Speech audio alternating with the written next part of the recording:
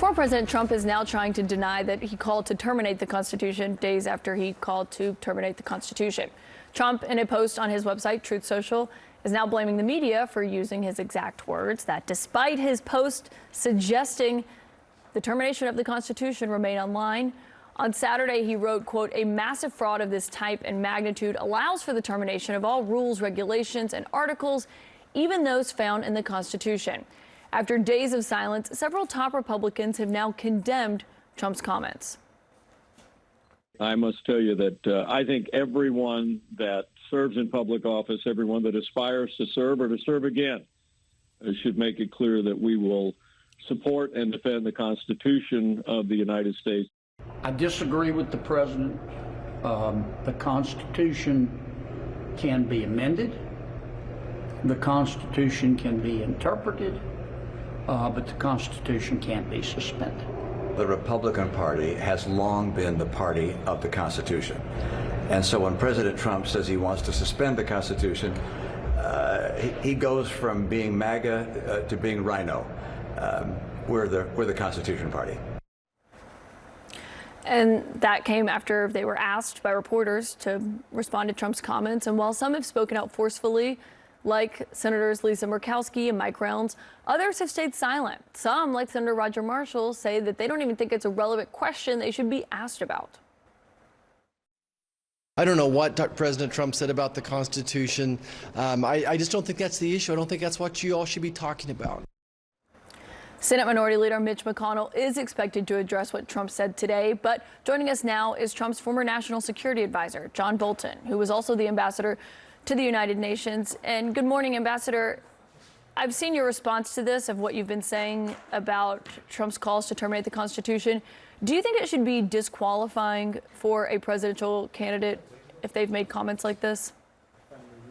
Well, of course it's disqualifying. You know, the president takes an oath of office prescribed by the Constitution itself that says he will, to the best of his ability, preserve, protect, and defend the Constitution. Trump himself took that oath. And effectively, he's now saying he didn't mean it.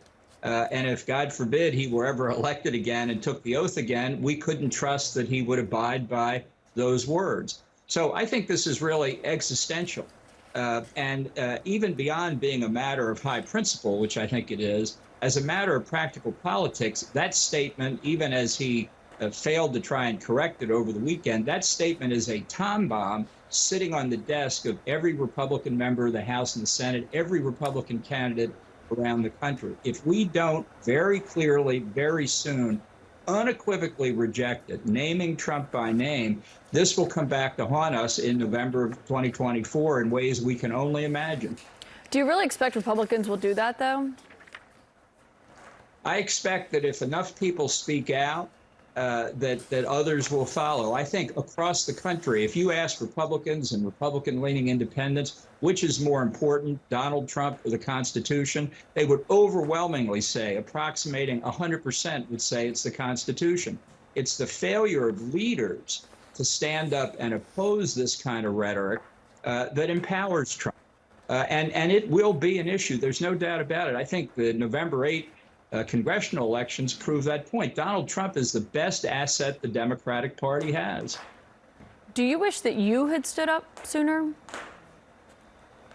Look, I lasted for 17 months. I did the best that I could. I'm sure I made plenty of mistakes, but the only thing you can say is you got to try and do the best you could. And I wrote what I hope was a pretty definitive account of my time there, both for the general public to read now and for history to help judge Trump. Let me read something you wrote in your book, because you did talk about it in your book. You've spoken about this before, and it says one highlight came. This is what you were talking about. This is the context here, that Trump made these comments during a December 2018 dinner with Xi Jinping, the leader of China's authoritarian Communist Party. This was in Buenos Aires, right? Am I correct with that? And it says, that's right. One highlight came when Xi said that he wanted to work with Trump for 6 more years. Trump replied that people were saying that the 2-term constitutional limit on presidents should be repealed for him. And then you went on to write that Xi said the U.S. had too many elections because he didn't want to switch away from Trump, who noddingly approved. So he wanted to subvert the Constitution so that he could run again, or run for as long as he wanted. That's a prime example of wanting to. By the way, the term that, and I think the lawmakers are getting it wrong. They're saying he wants to suspend the Constitution. Trump said he wanted to terminate the Constitution. But go on, please. Right. Well, at least there he said amend the Constitution. I mean, he's now given up any pretense. And that's why I think that the comment about terminating the Constitution is existential. There's simply no way you can waffle on it. And to say, well, maybe Trump won't be the nominee, maybe it's not an issue now. It is an issue. And it's just unacceptable for a party in a constitutional system to accept as anything, any kind of leader in that party, somebody who opposes the Constitution that underlies it. And I think if we don't speak up and make that clear now, we're going to regret it. So that's why I've said I would contemplate getting into the 2024 race myself if others don't step up to it. This is, as I say, this is a matter of high principle, but it's also self-interest for the party, and it stuns me that so many people don't see that. But you would say you would consider getting into it. If you look, whenever it's politically expedient, people will put out statements right away, right? And although there have been some in the Republican parties who are speaking out, not enough, and not clearly, and not in a loud manner. And I'll just repeat. They're saying suspend the Constitution. He did not. He said terminate the Constitution. One lawmaker there saying that's not something that we should be talking about. Then that's not for him to determine what we should be talking about at this moment. At what point will you decide that you want to get in? Because I don't see a whole, force of Republicans who are going to come out and condemn Donald Trump for this, let alone anything, especially coming after what happened, with the dinner at Mar-a-Lago with a anti-Semite.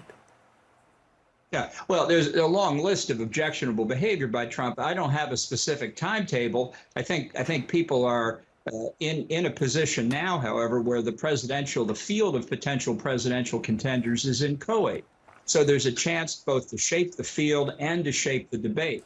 And I'm very interested in doing that. I would like to get on to real issues like national security threats to the United States and get Donald Trump behind us. But unless enough Republicans are willing to stand up and do that, it's not going to happen. And by the way, with all due respect, it won't be the media criticism of Donald Trump that takes him out of the scene, and it won't be criticism by the Democrats. Ultimately, Republicans have to do this. Now is the time to do it. Right, 100% on that. Go ahead. No, that's all I want to say. Can I ask you about, before you go, those national security threats to the United States and to the world while we have the ambassador? And let's start with Iran. I wonder if you agree with former Secretary of State Hillary Clinton, who said on CNN just last week the U.S. should not in any way be negotiating with Iran on anything right now, including on the nuclear agreement. You wrote, you've been so clear about your position on Iran. You wrote in August that any negotiations encourage terrorist activity. So it sounds like you two are on the same page. Well, Hillary Clinton sees the light. I'm delighted that that's her position. That is the correct decision. I wish Joe Biden would articulate it. Okay, and on Russia, I would like to quickly play for you what Secretary of State Antony Blinken just said about any potential quote-unquote off-ramp for Russia in the war on Ukraine. Let's play that and get your thoughts. One of the things that you can imagine is the Russians trying to find an off-ramp that would be a phony off-ramp, by which I mean, let's have a ceasefire, let's just freeze things in place, get a frozen conflict, never negotiate about the territory that they have seized and continue to hold, rest, refit, regroup, reattack. Do you share the concern of the current Secretary of State? Sure. I wrote op-eds to that effect in August and September, predicting that's what Putin would do. And frankly, if he had been well advised, he would have done it back in September, because he can't do it now.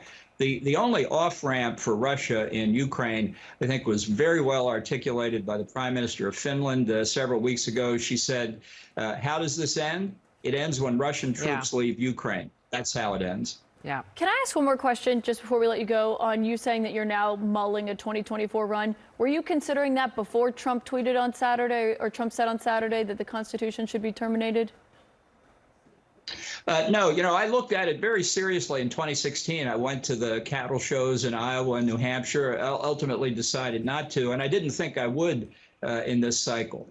But my point really is that the Republican Party's got to step up to the moment here, and if I can help precipitate that, then I would seriously consider getting in. And I think somebody's got to do it. We can't go on like this.